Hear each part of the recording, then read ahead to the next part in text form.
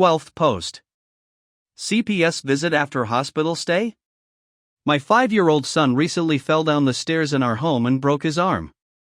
I called 911 at the time of the incident. He was brought to the hospital and treated. The doctors eventually determined that he had a seizure while walking on the stairs that caused his fall. The break to his arm was consistent with a fall and they found no other signs of abuse or injury. My wife and I spoke to a social worker in the hospital, which, apparently, was standard procedure. Based on all the medical evidence, my testimony, and my son's description of what happened, his whole body went stiff and he was trapped and fell. The social worker did not think there was anything worthy of further investigation.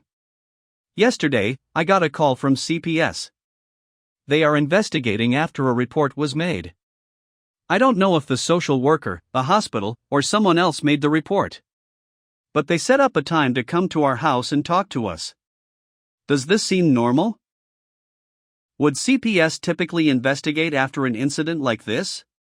Or should I be concerned that someone made a separate report and that's why we're being looked at? I'm not concerned that they'll find anything as there's nothing to find, but I'm worried about where this might all be coming from. Related comments. Commenter.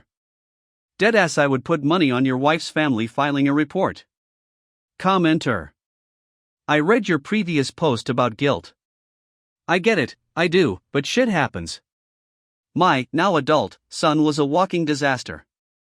Split his head open boxing with the shower curtain. He fell and his forehead caught the corner of the sink outside of the bath. He didn't look at the other side of a bike jump before taking it. It had rained and it was slippery and deeper than in the past. Finally bought him a skateboard in the first day. He said, "Look, Mom, I can do an ollie." Skateboard to the face and needed a root canal and bleaching to a front tooth. I could go on. I carried his insurance card in the front pocket of my handbag. Things happen in a second. You can't anticipate everything. CPS may have been an automatic thing triggered by mandatory reporting laws. They will be in and out because you did nothing wrong. Being a parent is hard, you're doing a good job.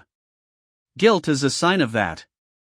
A bad parent would be blaming other people, shirking responsibility, and just not give a shit. Commenter. If the injuries are consistent with the reported fall, it's not something that would typically be reported to CPS anywhere I've ever worked as a pediatric nurse.